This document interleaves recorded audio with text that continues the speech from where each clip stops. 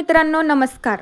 कमळी या मालिकेच्या आजच्या भागामध्ये आपण बघणार आहोत. खरं तर आजचा भाग जबरदस्त आहे बरं का.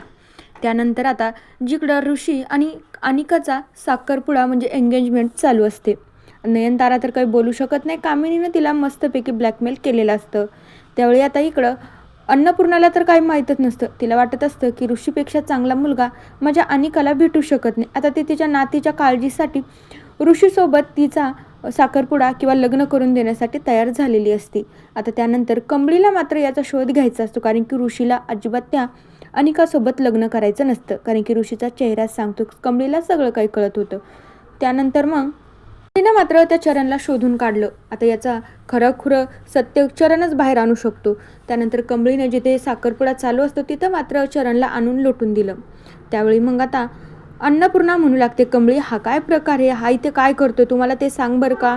त्यावेळी आता कमळी सांगू लागते की अन्नपूर्णा आजी, जे काही सत्य आहे ना हाच तुम्हाला आता सांगणार आहे.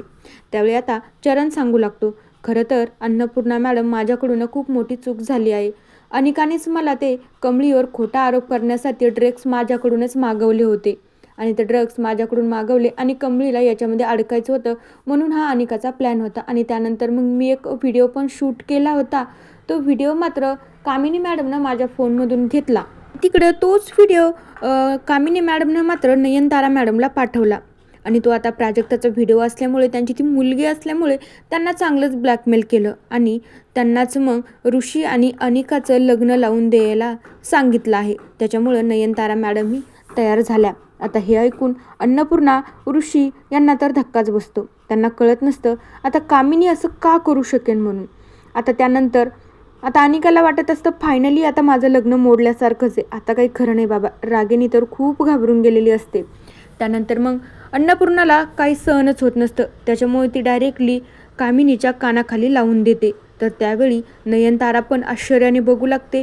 ऋषी पण खूप घाबरतो आणि अनिकाला तर कळतच नसतं आता मी काय करू आणि काय नाही म्हणून. आता कमळीनं त्या कामिनीचं सत्य तर सगळ्यांसमोर आणलेलंच असतं. त्यावेळी आता इकडे कामिनी फक्त अन्नपूर्णाकडेच बघू लागते. तिला जिथं मारलं तिथं हात लावून फक्त ती अन्नपूर्णाकडे बघत असते. तिला खूप राग येत असतो, पण तिनं चूकच इतकी मोठी केलेली असते. तर दुसरीकडे प्राजक्ता खूप रडू लागते. माझ्या एका व्हिडिओमुळं माझ्या दादाचं पूर्ण आयुष्य खराब होणार होतं, पण खरंच या कमळीमुळं परत एकदा मी वाचले बरं का. तेव्हा पण कमळीनंच मला त्याच्या तावडीतून सोडवलं होतं आणि आताही तिनं माझ्या दादाला पण वाचवलं. खरंच ही मुलगी खूप छान आहे. माझ्या आईचा तिच्याबद्दल खूप मोठा गैरसमज झाला आहे. आता त्यावेळी नयनताराला वाटतं आता की खरंच ह्या कमळीला ना मी घरात पण येऊ नको म्हणले होते, पण हिनं आमच्यासाठी काय काय नाही केलं.